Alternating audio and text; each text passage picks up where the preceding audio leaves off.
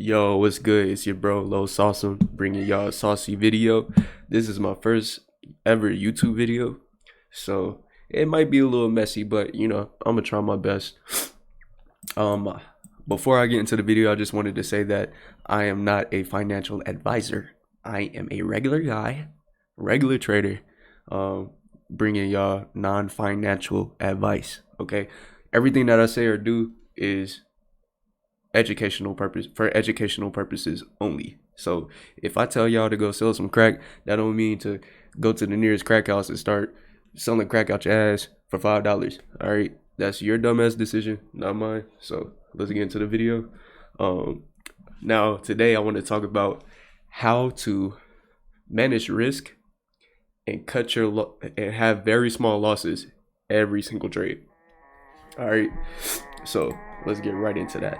Excuse me if I'm a little sniffy, but bro be having allergy problems. I don't be taking my allergy medicine, so you know what I'm saying, yeah, we got issues over here. So I want to do 3 tips. Let me see if I can get them on my head, you know what I mean. I don't know if I can go off the top of my head, but we could try. Let's do. Okay, so number 1, and this is like the most cliche one. Oh shit, I don't know how to play it. Spell no. Know your plan before you enter. Okay, this is the most cliche thing, but sometimes a lot of people don't even you know what I mean? They don't even think about this or remember this, to really know your whole plan before you enter your trade. All right. So here's an example, right? So if you're trading with the trend, you got higher highs, higher lows, and then you got key areas. Okay, so this is support and resistance. Yeah, this is an example for retail concepts, right? If you're trading this right here, oh wait, I don't even want to use this. Here, I could just draw it out, to be honest. This is like your area of sensitivity, right? And you know that you want to grab buys here. Okay, so you have to know, most cliche thing. All right, so we just gonna get this out the way. You have to know where you're getting in, where's your stop gonna be, and where your TP is gonna be, and what will invalidate your trade after you enter. What will invalidate it so you can manage your risk further. Okay, so what the thing about traders is, we like to kind of get in detail when we're analyzing the market and when we're entering a trade, but we don't like to get in detail when we're managing our trade. We need to go even further in managing your trade. Defense is what wins games, so you really have to, you know what I'm saying, get on point with your defense too. So if I know that I'm in a trend and this is my area of sensitivity right here, I know my stops will most likely be under this low, and I know my entry would be somewhere here. Okay, my targets will probably be some type of area up here that I'll be looking to TP at, right? So all right, so boom, right, got entry. I'm gonna just do NT, yeah, entry. Okay, SL, okay, TP, right? So if I know that this is my entry, this is my TP, and this is my stop loss, I know that this is the area that would invalidate my position if price starts to really tank below this. It starts to really show me bearish pressure, right? I'm not going off of emotion. If it closes below this area, right? Let's say this is your area. If it closes below this area, why would you sit there? You know what I'm saying? Yes, this could be a stop point, you know what I mean, and it could continue up. But if you know this is your area and it's closing below your area, you know what I'm saying, it's invalidating your idea. Why would you not, you know what I'm saying, manage your risk further? Besides, I got a 1 to 3, and I'm just gonna let it run and hit my stop loss. Why would you do that? Instead of having full 1% risk in the trade, you could go ahead and cut some of your lots, take out 50. It's hard to do. People don't like to do that because they want their full profit. And I get it, people got different trading emotions, different, you know what I'm saying, things that work for them. So you gotta, you know, this is subjective and this works for me, but you have to figure out what works for you too. So I'm just giving a foundation that you could possibly use to help you manage your risk further, instead of being like, okay, I got a 1 to 10 and I'm risking 1, so this is just set in stone right here. So if price does anything else, I'm not tripping. It is what it is. Okay, if that works for you, that's good. But there is ways that you can manage your risk and get better with risk. Just like how there's better entries and there's better ways to you know, enter the market. There's better ways to manage your risk as well. Okay, so refine and, you know, dig deep on this too. All right, so we got that. Know your plan before you enter your trade. You know your entry, you know your stop loss, you know your TP. Now what would invalidate it? All right, okay, so let's go on to number 2. Wish I could erase all this much faster. Okay, number 2. Let's do this right here. Alrighty. Okay, so number 2. I'm not gonna leave this up here. Hey, just have a good memory, all right? Number 2. Look for better entries. Okay, you don't have to be perfect, but it's good to really look for better entries and logical stop placements. Oh, y'all can't even see that, can y'all? Okay, there we go. Logical stop placements, right? So this is what I mean by that. Let me grab this pen real quick. Okay, so say same example, right? But we're gonna do some smart money, right?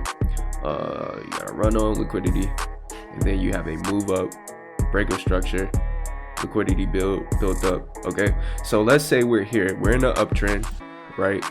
We got higher time frame, or we got higher targets up here somewhere. Okay, higher targets up here, we got liquidity up here. Okay, so let's say we're looking for, this is our bear bullish order block, ICT bullish order block.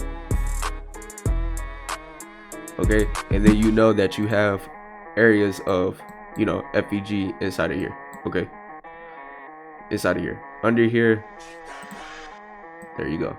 All right, so we know that this is where we're looking at to take a trade. So this would be like entry,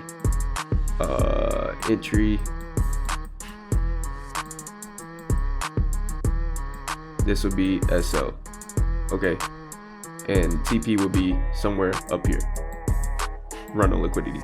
Okay, so we know that we want to get in here, and this is the best, you know, entry point for risk to reward and stop placement and risking less.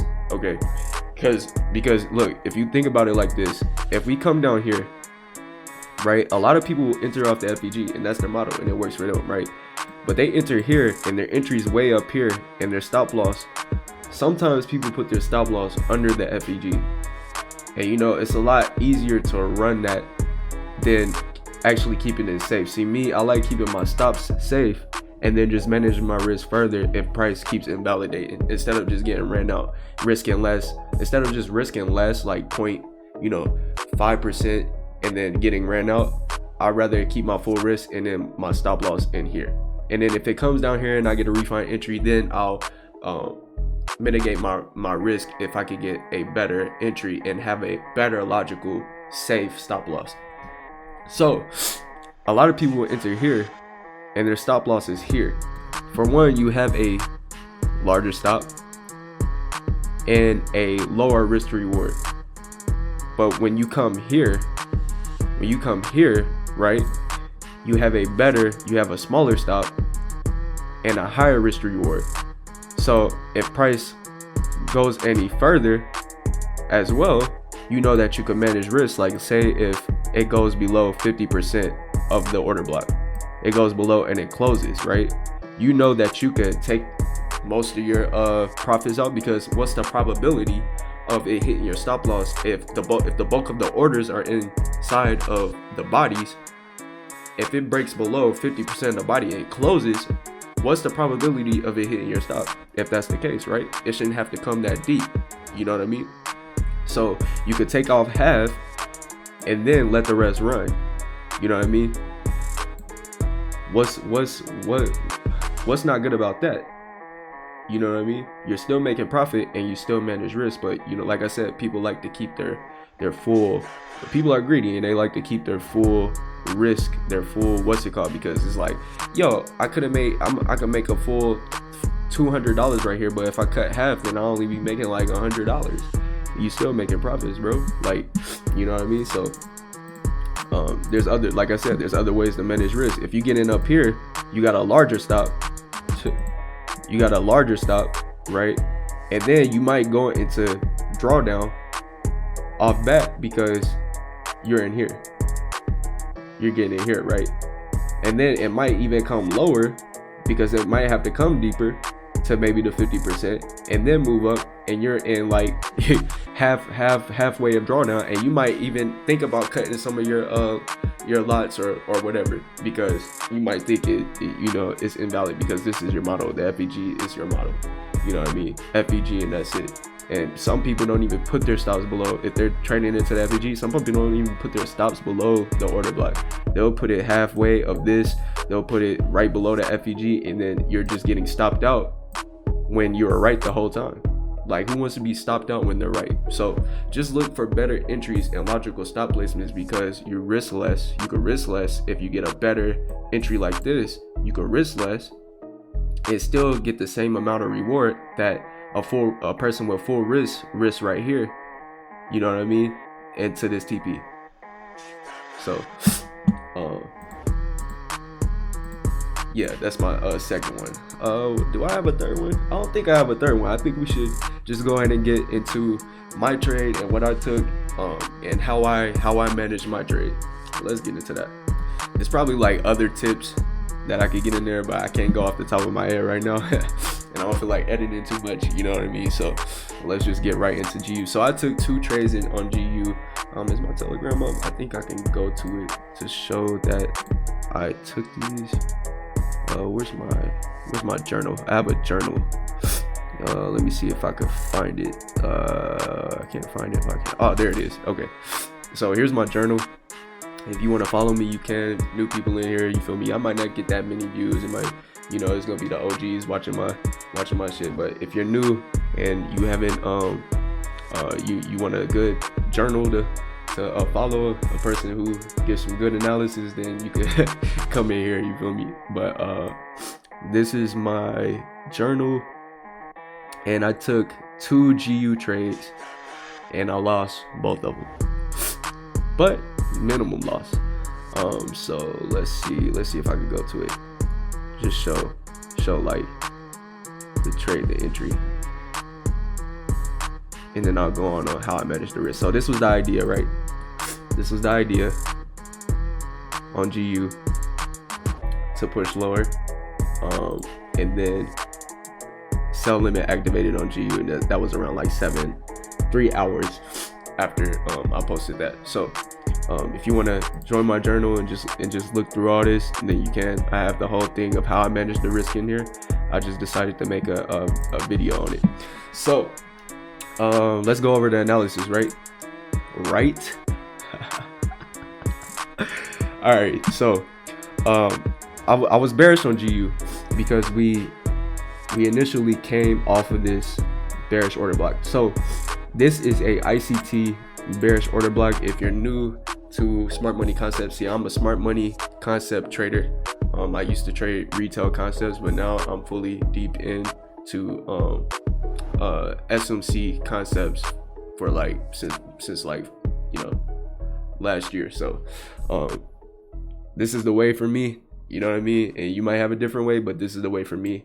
And don't worry, you know what I'm saying? I like I said, I traded retail before, so I got a lot of info on that too, and I was profitable with that too. So with this, right, we came into this bearish order block. So I forgot to mention, I'm gonna call these for viewers, for newbies, for people who are new to SMC. I'm gonna just call these supply and demand candles. Now they're not supply and demand, okay? they're order blocks, but they're close to supply and demand, but this is a supply area. This is an area of supply, and this bullish order block is an area of demand. Like, let's be real. You know what I'm saying? But it's a way of supply and demand. But they're order blocks. They're not completely supply and demand like how supply and demand traders trade. Okay, so we came from this this bearish order block, this supply area, and we initially had a rejection. So at first I knew that I didn't know, but I had a feeling we were gonna come up here. Why is my horizontal line red? I don't like that. All right, let's change that real quick. So this is buy side liquidity. In short, buy side liquidity is basically resistance that gets ran out. Okay, retail concept, retail resistance that gets ran out, like a stop hunt. It's like a liquidity hunt. Okay, so we came into here, right, and we had rejection. So I'm basing my framework off of this area right here to initially go down and pair whatever liquidity was taken here to pair for sell orders into potential long-term buys to go back up, right? So this is a premium and discount right here. This is the 50% right here. Below 50 is discount, above 50 is premium. So I want to sell in premium and buy in discount to maybe go higher. If I buy in discount, we could go higher because we had a stop room right here, but at the same time we have these equal lows right here too. So this was my initial thinking on this trade, was this right here, to come down and come into discount somewhere and then move higher, maybe into fill in some of this inefficiency, this imbalance in here, or come higher and make a higher high. You know what I mean? We only took liquidity just a little bit from this high, so maybe make a higher high. You never know. So yeah, this is my initial game plan right here. So let's keep that in mind. That's what I have in mind. Let's go down and scale down on the smaller time frames. So initially we had this rejection. You see how aggressively we sawed off from this area. We created this short-term high right here. Sellers are getting in right here thinking that the market was going to push a lot lower, when basically this was just engineered liquidity right here. IOFED engineered liquidity. Okay, into this supply area, right, which is a ICT bearish order blocks. Like I said, it's not supply and demand. I'm just calling it supply for my newbies out here. All right, so let's go back, and because this happened today, this wasn't my trade. So let's go back and look at it right here. All right, so let's scale down to the 1 hour. Okay, we kind of ran highs right here. We kind of ran highs just a little bit, not too much. So this high isn't as strong to me as other highs would be if it went a lot deeper, pierced it a lot deeper. But the aggressive runoff was a telltale sign for me to start looking for sells inside of these areas right here. So when I zoomed in, this is what I seen. Okay, right here. So we have this area of supply right here that price came into and took out this liquidity right here to the left of it, right? Buy stops get triggered, sell stop losses get knocked out, and we came into this right here, and then we had an aggressive runoff. And then I saw this right here. Okay, even though I want to sell, I still want to know exactly where I came from. Okay, where did we come from?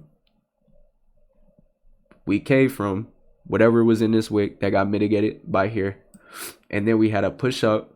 We had a break of structure that broke this when it came into this POI, my point of interest right here. Broke structure right here and came down. So I already knew, if you look at my journal, I already saw buys right here, so I could sell. But I didn't take the buy. That's the thing. I did not take the buy. And here it is right here with me calling it out. Hold on, let me scroll up a little bit faster. My mouse wheel don't work right. So right here, you see that I called it out right here. okay, to come up into here and then possibly sell off. All right. So I know that we coming back right here, but I do know that since this high that ran liquidity and came lower, since this fell to make a lower low, this high may be the drawn liquidity to potentially be ran out. So I did keep that in mind as well, but I'm sticking with my higher time frame bias and my framework on the higher time frame. Okay, so I'm looking at this order block in here, this area of supply. Okay, we know that price ran here, so let's put this to higher time frame. Okay, that's our higher time frame. This is where I'm looking to get in at. Okay, actually I was looking to get in right here, this last up candle right here before the down move. Okay, now I set a sell limit here. There's no liquidity to like, there's no, besides this was kind of engineered. This was kind of engineered here, but I would have loved if it was just a little bit higher, which would have been cool. But I took a sell limit here. Okay, so this was my sell limit in here, and then my stop loss was above this high because this is the safe spot. Now, before I entered this trade, I already knew exactly where I would most likely get out at, not get out at, but start managing my risk, and where, you know, it would invalidate my trade idea. Okay, so this was the risk reward because I wanted to get down to these buys down here. Okay, so something like that. I'm not gonna put the exact, I'm just gonna put the exact stop loss, not the exact TP. Okay, so this is my trade right here. This is my stop loss above these highs because this is where it's most safe, because liquidity got taken right here. So my stops are the most safe up here. Okay, we all get that now. Now we came into this supply area right here, this bearish order block, had an aggressive runoff, left imbalances to fill with this. So this was my trade idea, but I still kept my stops up here because this can be engineered too into something up here. Okay, so let's see what happened. All right, let's play forward.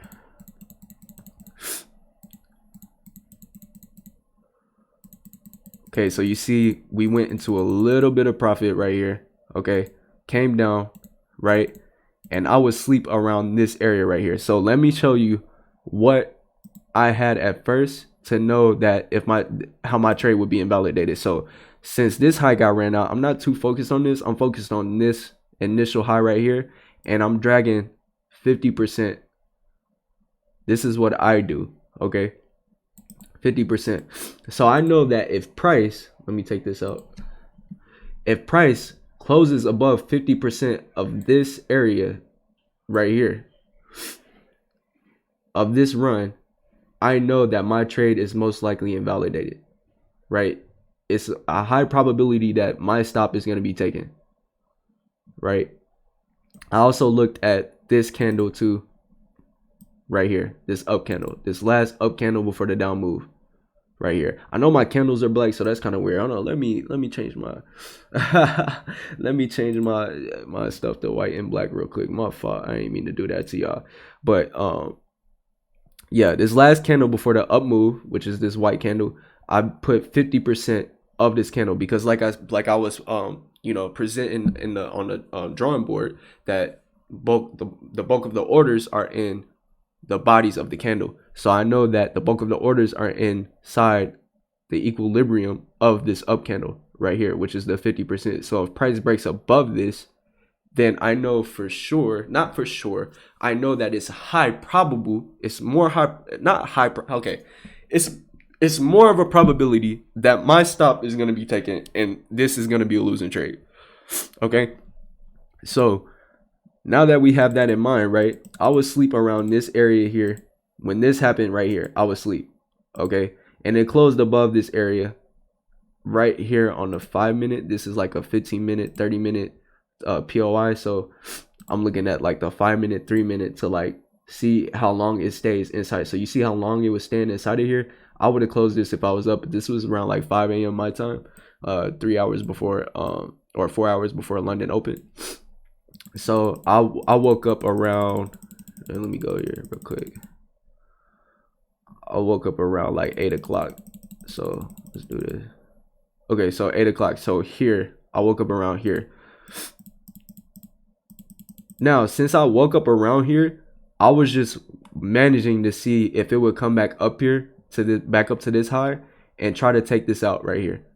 I was just managing that. But as I saw how we were getting close to London open, London kill zone, and these highs right here were left, I was like, okay. And you know, no aggressive sell-offs from these areas, right, at all. After we mitigated whatever was in here, no aggressive sell-offs at all. So I'm not too convinced. Let me take this out. I'm not too convinced.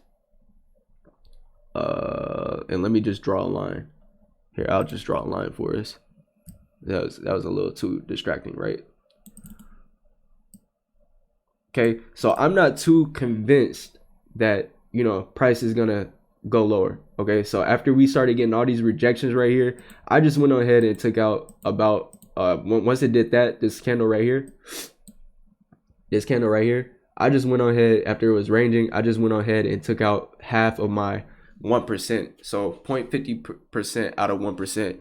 And then once it did that, right, I went a little further. Okay, so this was the last up candle right here before this down, even though it didn't break structure, so it's not that big. I know that if we break above this candle, then we're most likely gonna take this liquidity up here, right? You know what I mean? It's more high probable. So looking at this, I don't know why I drew that line. Let's go into the 3 minute, or yeah, the 5 minute, because that's what I was looking at. And all I did was do the same thing. The same thing was in my plan, how I manage risk. You got to do the same thing, right? Okay, draw 50% of this candle right here. Okay, once we broke above that, that's when I took the rest of my profits out. And as you can see, after that happened, I did the right thing. I did the right thing right there. Okay, so that's how I managed that trade. I took another position after it ran this high once again. After it ran these highs and it broke down, I'm gonna just go through. I'm not gonna break down the trade because we running out of time, and I've been going at it in this video. But I took another trade around here, and I did the same thing, manage risk properly, the same exact thing. And you know, we walked out of 2 losing trades where we usually risk 1%. 2 losing trades. I risked half on this one since I already lost on this trade right here. But since I lost that one, I just risked 50% on this position around here. Right? I risked 50%. Not 50%, half of 1%. All right. I don't want y'all putting in Lambo lots and shit trying to be like me, you know what I'm saying? But yeah, I managed risk here and had a very small loss as well. So the maximum that I lost was 0.75% out of 2 trades, right? 2 trades. And these are the only trades that I took this week. It's NFP week, so, you know, I gotta be, you gotta be a lot more weary, you know what I'm saying? So, yeah, this was a stop out too. I'm not gonna go into detail, but this was the real drop that just happened recently. So I'm still bearish on GU. And I'm going to try to see if I could get a trade tomorrow. Maybe, possibly, I don't know. Everything has to set up correctly because I'm still bearish. And the goal is in mind. The same goal is to still get down here. Still get down here to this demand area. And you have sell side liquidity resting right here. So for all my retail people out here, you know what I'm saying, this might be new to you, or you might know something about this, but this is how I trade right here. And yeah, but if you don't understand, you might understand it a little bit more if you keep watching me, or you could go straight to other YouTubers or go to ICT. But I'm gonna drop more videos. This is my first video, so sorry if this is messy. I don't think it was messy. I think we did good. So I hope you guys enjoyed this. Make sure you like, subscribe, and if you really enjoyed it, share with people, and maybe this video can help them out as well. You know what I'm saying? So give back to them. You know what I'm saying? Help me give back. So I hope you guys enjoy your day, and I'm out. Peace.